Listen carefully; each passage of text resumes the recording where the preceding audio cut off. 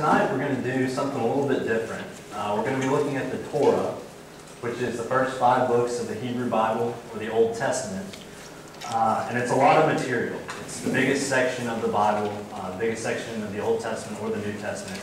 And it would be completely impossible to cover this entire book, this entire group of texts in a 45-minute session. So rather than attempt to do that, we're going to attempt to skim the surface, which in and of itself is going to be difficult. But the way that we're going to do that is by looking at worship in the Torah. And next week we're going to move into the Torah in pop culture and how media, movies, music, art, things like this inform our understanding of the Torah. So this week we're going to try to look at what the Torah says. And next week, kind of as the test, we'll look at what media tells us the Torah says and see if the two line up. But I want to begin with a little illustration to show you something that you probably already know. But I brought with me my 3 favorite books. I want to talk about them for just a second. The first book, and this may concern some of you if you've read it, but The Prince by Machiavelli.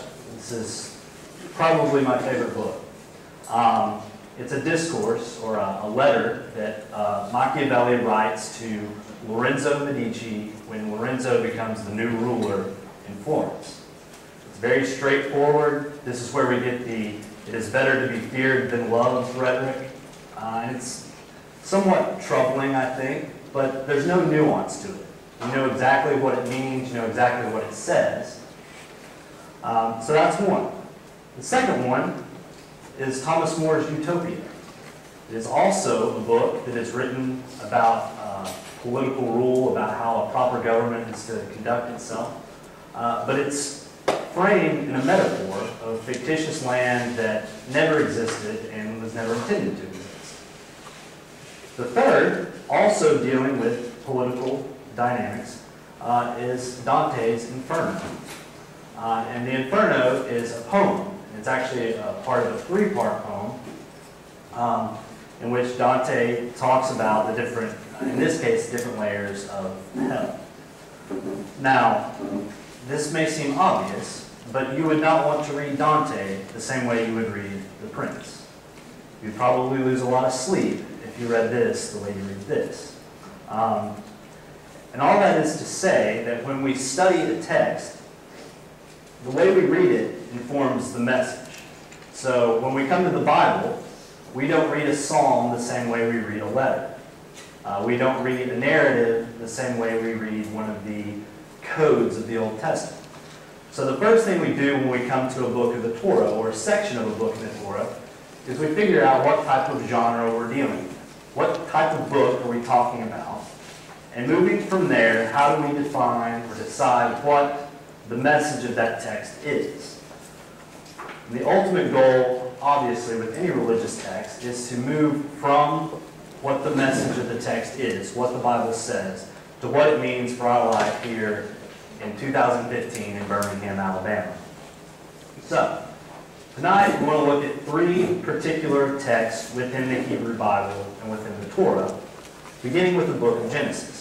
And we're going to look at the creation account of Genesis chapter 1.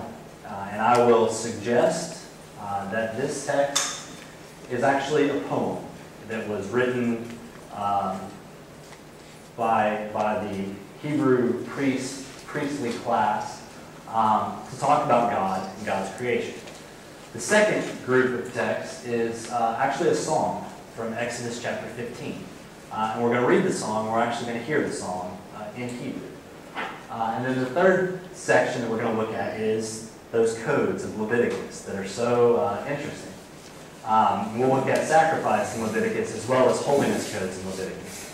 But as we do, as we move forward, keep in mind that none of these are read the same. You're not going to read the codes of Leviticus the way you're going to read the poetry of Genesis. So here's our mission, to get from here, which is the tabernacle in the wilderness. You see the form of Yahweh coming down to the Holy of Holies. We want to move from there to here, to Southside, and to draw out the message of the Torah as concerns worship and use it to not only inform our understanding of worship, but I think in many ways to enhance it here as well. Now, I want to begin with creation in Genesis. Now, there is some debate in modern scholarship about what type of genre Genesis is. I grew up being told that Genesis is a history, that this is a historical account of what happened and how it happened. And I don't have a problem with that. I think in a way Genesis is a history. But the way that this history is told is in a poetic form. And we'll look at that because the poetry that we see in Genesis tells us a lot more than what we would read on the surface. And when we learn to read Genesis as a poem, we learn to read between the lines and get some of those things that the author intended for us to get, but we might not get if we didn't read it as it was intended. I also would suggest that Genesis is a sort of national anthem for the Hebrew people. Genesis chapter 1. And I'm going to post something online so I can outline this a little bit more. I don't have time to really discuss it. But last week, you remember Dr. Roxborough said that the Babylonians had a creation story that sounds an awful lot like what's going on in Genesis. And when that story was initially discovered, people said, well, this represents some sort of agreed upon creation story. So the Babylonians are saying the same thing as the Hebrews, so this must have happened like this. As time progressed, people got a little more critical. And they said, well, maybe the Hebrews were just borrowing and plagiarizing the Babylonians to create their own story. I would suggest that the Hebrew children were actually using the Babylonian text to make a statement of their own. So when you read a Babylonian creation story, it will say things like, a god created the earth out of the body of another god, and there's this big battle and this big war, and the earth was created. In Genesis, God says the word, and it happens. So you have a God who has to do all these wars and fight and go through all this trouble. It's put up against a God who just says the word, and it happens. Okay, so that's part of what I think is going on in this account. But again, skimming the surface. Maybe we're wetting appetite or something. So, I said it was a poem. It should be read in poetic form. And I wanted to introduce the poem with a verse that you all know. And probably don't even have to read. But it says, in the beginning God created the heavens and the earth. Now the earth was formless and empty. Darkness was over the surface of the deep. And the Spirit of God was hovering over the waters. The darkness and the deep represent what in Hebrew is termed, or is translated into Greek as chaos. So what these first two verses are introducing this poem, what they're saying is, God is creating order out of the chaos. Now, order, I think, is a word that can often be abused. We often get a little nervous when there's too much order, too strict, too disciplined. But when you put it up against complete and utter chaos, order is a very good thing. So at the very beginning of this poem, what we see is God is making sense of all of this. Okay, so human existence, which will come on day 6, animals, birds, plants, air, sky, it's all put into a framework that makes sense. So this complete chaos that existed before the earth is done away with. Now, turning to the formula, this is how it goes. And this is repeated over and over throughout Genesis chapter 1. Yahweh says something, let there be light, let there be heavenly bodies, let there be, and it happens.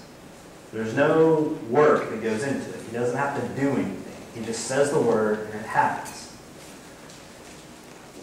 And we go on, and on some days multiple things happen, but at the end you see this little refrain. It says, and there was evening and there was morning the first day. And there was evening and there was morning the second day. Now, if you're telling a history, this is a really boring way of telling history. You wouldn't repeat yourself like this, you see? It's a formula that signifies this is more. There's more to the story. And this is the formula that we have. Now, we also have two, let's say, verses to the song, if you will. The first verse goes something like this. God creates the heavens and the earth. God divides the waters. God creates the dry land. What you have there is a divine being, Yahweh, God, creating the space. Okay? Now, when we'll get to this, on day 4, God creates the celestial bodies, the sun and the moon and the stars. We've already had day and night the first, second, third day. It doesn't make any sense that the sun and the moon would come on day 4 when we already had night and day. But that's not the point. The point of the story is God is making a space, and then, verse 2, God fills the space with life. So we have the heavens and the earth are created, and then on day 4, they're filled. The sun, the moon, and the stars. We have the waters above and the waters below divided, and then we have the fish and the birds. The land is created, and we have the land animals. So when you read this poem and you see this formula and these two distinct columns, if you will, the message is we worship a God who makes a space and then fills the space with life. And at the end of day 6, it gets really cool. Now, I want to pose a question. Does anyone recognize what this is? Yeah. Capital? Same city. Lincoln Memorial. Lincoln Memorial? Yeah. Lincoln Memorial. Okay. That's it. Okay, right. It's Lincoln Memorial. We call it the Lincoln Memorial or the Lincoln Monument. Have you ever heard it called the Lincoln Temple or the Temple to Lincoln? No? No one's ever heard that? Well, inside of the Lincoln Memorial, we have this inscription. In this temple, as in the hearts of the people for whom he saved the Union, the memory of Abraham Lincoln is enshrined forever. Memorial, temple, whatever we want to call it. It's designed to look like a temple.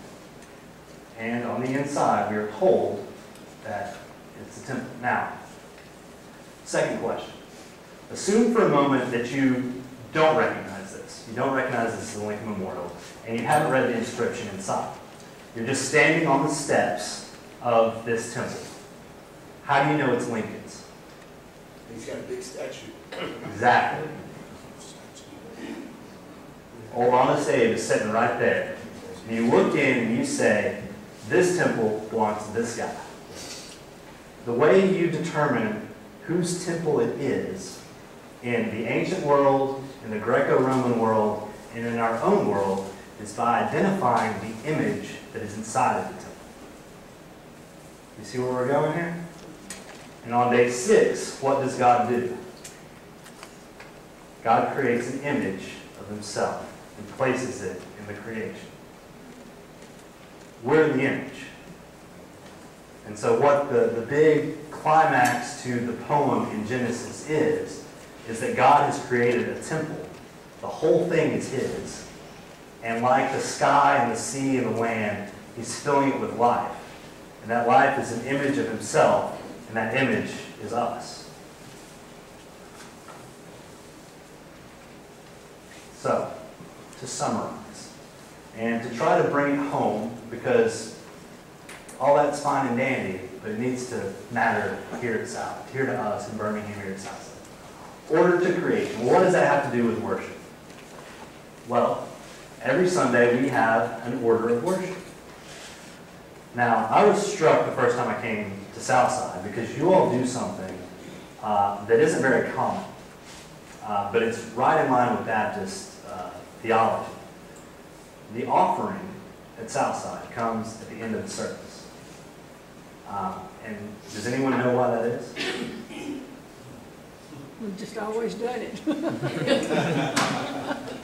There's a reason, though. There's a reason. In Baptist theology, the sermon is preached. The sermon is the high point of the service. Well, after the sermon, there is what is traditionally called the altar call or the invitation. So if you want to make a profession of faith, or if you want to join the church, you come forward. Well, if you're not, say you've already joined the church, say you've already made a profession of faith, you've already been baptized, and you still want to respond. And so the offering in Baptist theology is moved to the end of the service so that everyone has an opportunity to respond to the preached word. Now, most people don't even think about it. That never crosses their minds. But I would be willing to bet that when the service was organized in a traditional Baptist church like this, that's why the offering comes at the end. Now, some churches put it in the end because of the radio broadcast, and they don't want to miss anything. But theologically, that's why it is. When we have an invocation, what's the point of the invocation? You're inviting God into the worship. So it comes at the beginning. So all these things that we do have a point. It makes sense. There's an order to it. And so in some ways, our own worship reflects this kind of ordering nature and mentality of God. Same thing on Sunday. We have a space and we fill it with life. That one's easy. I am in the sanctuary a lot throughout the week, Saturday nights, things like that. That space is completely different at 11 o'clock on a Sunday morning than it is any other time of the week, because you fill it with life. And our worship service is enhanced, not just because of the space, but because of the life that comes into the space. And then, as the creation, we get into big picture here. The earth is God's temple. We do this every day. We carry the image of God into the world and into the creation.